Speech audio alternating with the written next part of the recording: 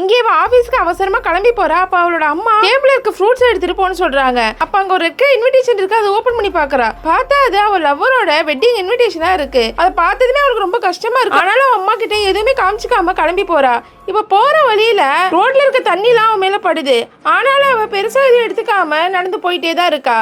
இப்ப ஆபீஸ்லயும் அவ டீம் ரொம்ப ஒஸ்டா பெர்ஃபார்ம் பண்ணாங்கன்னு சொல்லி அவளை பயங்கரமா திட்டுறாங்க. இருந்தாலும் அவ இதுக்கப்புறம் இந்த மாதிரி நடக்காது சொல்லிட்டு வெளியே வரா. அவளோட டீம் மெம்பர்லாம் அவகிட்ட வந்து சாரி கேட்கறா. பரவாயில்ல இருக்கட்டும்னு சொல்றான். ஆனா அவ சொல்லிட்டு இருக்கப்போ கண்ணுல தண்ணி வர ஆரம்பிக்குது. இப்ப வீட்டுக்கு போயிட்டு ஈவினிங் கண்ணாடியை பார்த்துட்டு இருப்பா. அப்ப அவங்க அம்மா அவளுக்காக நூடுல்ஸ் செஞ்சு எடுத்துட்டு வந்து கொடுக்குறாங்க. அப்ப அவ சாப்பிட்டுட்டு இருக்கப்போ தூரத்துல வெடி வெடிக்கிற சத்தம் கேக்குது. பார்த்தா அது அவளோட பாய் ஃப்ரெண்டோட கல்யாணத்துக்கானதா இருக்கும். இவ்வளவு நேரம் கண்ட்ரோல் பண்ண அவளுக்கு கண்ணுல இருந்து பயங்கரமா தண்ணி வர ஆரம்பிக்குது. அழ ஆரம்பிக்கிறா. அவங்க அம்மா நம்ம உலகத்துக்கு வந்தப்போ தனியா தான் வந்தோம். இப்ப மட்டும் என்ன பிரச்சனை விடு பாத்துக்கலாம்னு சொல்றாங்க. ஆமா அம்மா தனியா தான் வந்தோம். ஆனா நாங்க 2 பேருமே சேர்ந்து தான் லவ் பண்ணோம். ஆனா வழி மட்டும் எனக்கான்னு சொல்லிட்டு அவங்க அம்மா கிட்ட பயங்கரமா அழகு. அம்மாவுக்கு அவ சின்ன வயசுல உடஞ்சி அழறப்பலாம் அவளை அந்த மாதிரி தான் சமாதானம் பண்ணிருப்பாங்க. அதே மாதிரி இப்ப அவளை சமாதானம் பண்ண பாக்குறாங்க. ஆனா அவங்களுக்கு தெரியும் இது அவங்க முன்ன மாதிரி சமாதானம் பண்ணி சரி பண்ண முடியாதுன்னு. ஹீரோயின் மாதிரி நீங்க எத்தனை பேர் இந்த மாதிரி ஒரு பெயின்ஃபுல்லான ஒரு டயத்தை கடந்து வந்திருக்கீங்கன்னு ஒரு கமெண்ட் பண்ணிட்டு போங்க.